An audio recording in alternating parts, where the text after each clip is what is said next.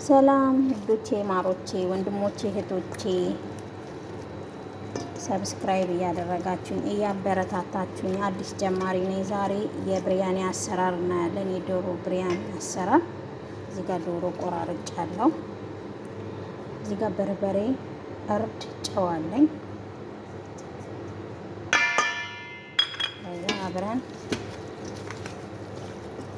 ከቅመሙ ጋር ሽት እናደርገዋለን። ለ30 ደቂቃ ሰዓት ካላችሁ ለ30 ለ40 ደቂቃ አሽታችሁ ብታስቀምጡት አሪፍ ነው። ሰዓት ከሌላችሁ ግን 10 ደቂቃም 5 ደቂቃም። ለምን ቅመሙ ውስጡ ዶሮ ውስጥ ገብቶ አሪፍ ጣዕም ይሰጠዋል ሲጠበስ ማለት ነው።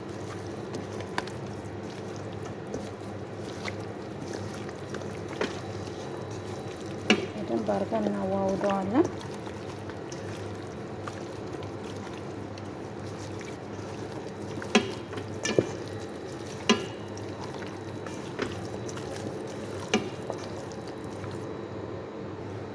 ቅድም ያሸነውን ዶሮ ዘይት ላይ እንጨምረዋለን።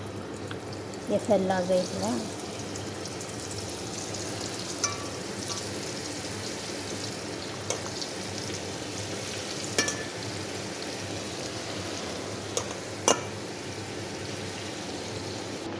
እዚህ ጋር ናና አለኝ። እዚህ ጋር ሽንኩርት፣ ቲማቲም፣ ነጭ ሽንኩርት፣ እዚህ ጋር ደግሞ ቅመሞች፣ እዚህ ጋር ሩዝ፣ እዚህ ጋር ድንች። ሩዛችንን ጨምረናል። አሁን ሄል፣ ቀረፋ፣ ሚስማር እንጨምራለን ማለት ነው። ከዛ ትንጥዬ ዘይት ያዘጋጀነው ሩዝ የደረሰልን አሁን እናወጣዋለን። እዚህ ጋር ዘይት ፈልቶልናል። እዚህ ጋር ሄል፣ ቀረፋ፣ ከሙን አረጋን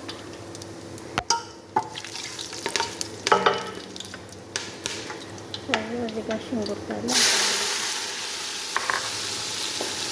ሽንኩርቴ ተቆላልቶልኛል። አሁን በርበሬ፣ ቅመም ጨምራለሁ። በርበሬ፣ እርድ፣ ቀረፋ የተወቀጠ ማለት ነው። ካሪ፣ ፍልፍል አስወጥ፣ ጨው፣ ከረር ትንሽዬ። እንደዚህ ሚክስ አድርገነዋል። የብሪያኒው ይሄ የብሪያኒ ቁሌት ቅመም ተጨምሮበት ማለት ነው።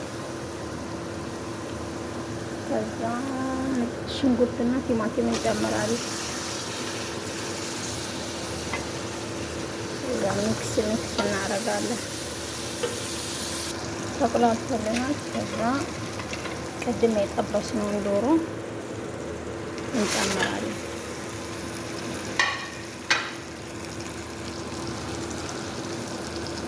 ከዛ ሚክስ እናደርጋለን።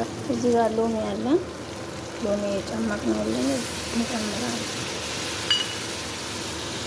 እዚህ ጋር ያዘጋጀነው ናና እንጨምራለን።